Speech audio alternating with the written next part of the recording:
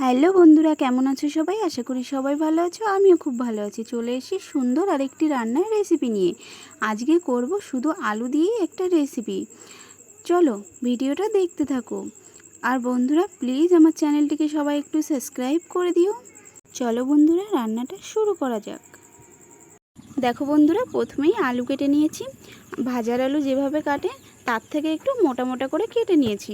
এখানে কড়াই বসিয়ে দিয়েছি, কড়াইতে কিছুটা তেল দিয়ে দিয়েছি। ওই তেলেই আলুগুলো দিয়ে দেব। আলুগুলো একটু ভেজে নেব। আলুগুলো তো ভাজতে বসিয়ে দিয়েছি। এদিকে দেখো আলুর জন্য যে মশলাগুলো লাগবে ওগুলোই আমি পেস্ট করে নেব। পেঁয়াজ, রসুন, আদা, শুকনো লঙ্কা আর গোটা জিরে। মশলাটা দেখো আমার পেস্ট হয়ে গেছে। এদিকে আলুটাও আমার ভাজা হয়ে গেছে। এখন আলুটা নামিয়ে নেব। ওই কড়াইতেই কিছুটা তেল রয়েছে, আরও কিছুটা তেল দিয়ে একটু গোটা জিরে দিয়ে দেবো। পেস্ট করা মশলাটাকে দিয়ে দেবো। দিয়ে অল্প একটু চিনি দিয়ে দেবো যাতে কালারটা ভালো হয়। একটু নেড়ে চেড়ে নিয়ে ভেজে রাখা আলুগুলোকে দিয়ে দেবো। দিয়ে পরিমাণ মতো লবণ, হলুদ দিয়ে দেবো। দিয়ে আবারও নেড়ে চেড়ে নেব। পরিমাণ মতো জল দিয়ে দেবো। দেখো বন্ধুরা, কিছুটা সময় ঢাকা দিয়ে রাখবো।